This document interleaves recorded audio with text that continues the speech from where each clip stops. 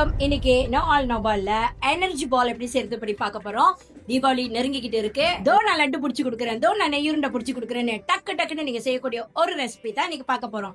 ஏன் அதுக்கு energy ball அப்படின்னு பேர் வந்துச்சுன்னா ரொம்ப எனர்ஜெட்டிக்கா உங்க உடம்பு வச்சிருக்கோம். அதனால தான் இதுக்கு எனர்ஜி பால். இதுக்கு தேவைப்படும் பொருட்கள் பிஸ்தா பருப்பு, பாதாம் பருப்பு, மெலன் சீட், அதுக்கப்புறம் கொஞ்சம் உப்பு வச்சிருக்கேன், பாதாம் பருப்பு பவுடர் வச்சிருக்கேன், முந்திரி பருப்பு பவுடர் வச்சிருக்கேன், மெக்கடமா வச்சிருக்கேன், அப்புறம் கொட்டை உள்ள திராட்சை, பைன் நட்ஸ், அப்புறம் புளிப்புள்ள திராட்சை, அப்புறம் மஞ்சள் கலர் திராட்சை, அப்புறம் பேக்கான் நட். இவ்வளவும் நம்மளுக்கு தேவைப்படும் பொருட்கள். இவ்வளவும் நான் எங்க போய் தட்டுறது? ஒன்றும் இல்லைங்க, வீட்டில் முந்திரி பருப்பு இருக்கா, வால்நட் பருப்பு இருக்கா, உடனே செய்யலாம். எது இருக்கோ நீங்க செய்யலாம். மெத்தட் மட்டும் நான் உங்களுக்கு காட்டுறேன்.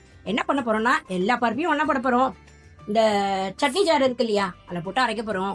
அதுக்கப்புறம் எடுத்து இந்த பழங்கள், அத்திப்பழம் இருந்தாலும் சரி, அஜுவா டேட்ஸ் இருந்தாலும் சரி, ரொம்ப சூப்பரா இருக்கும். அதையும் தூக்கி உள்ள போட போறோம், அரைக்க போறோம், பிடிக்க போறோம். Energy ball ready. பாப்போமா?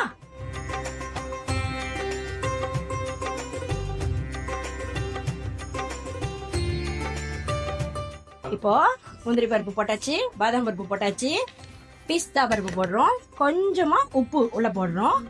அதுக்கப்புறம் பைன் பருப்பு, மெலன் சீட், அதோட டேஸ்ட் கொஞ்சம் ஒரு மாதிரியா இருக்கிறதுனால நான் கொஞ்சமா போட்டுக்கிறேன். அப்புறம் புளிப்புள்ள திராட்சை, லைட்டா ஒரு புளிப்புக்காக, மெக்கடமா, ஹேசல் நட், இதெல்லாம் செம்ம டேஸ்டானது, அதனால அது கொஞ்சம் கூட. பேக்கான் நட் போட்டுக்குவோம். இது என்ன அளவு சொல்றீங்க, அளவு சொல்லாம இருக்கீங்க அப்படி சொல்லாதீங்க. எல்லாமே உங்க இஷ்ட அளவு தான். முந்திரி பருப்பு ரொம்ப பால் சுவையா இருக்குமா, கொஞ்சம் கூட போட்டுக்கோங்க. இப்ப இது எல்லாத்தையும் போய் அரைச்சிட்டு வர போறோம். இப்ப பாருங்க, நம்மளுக்கு இப்படி திக்கா வந்துருச்சு. இப்ப நம்ம உருண்டை பிடிக்க போறோம். நல்லா கலந்து விட்டுக்கோங்க.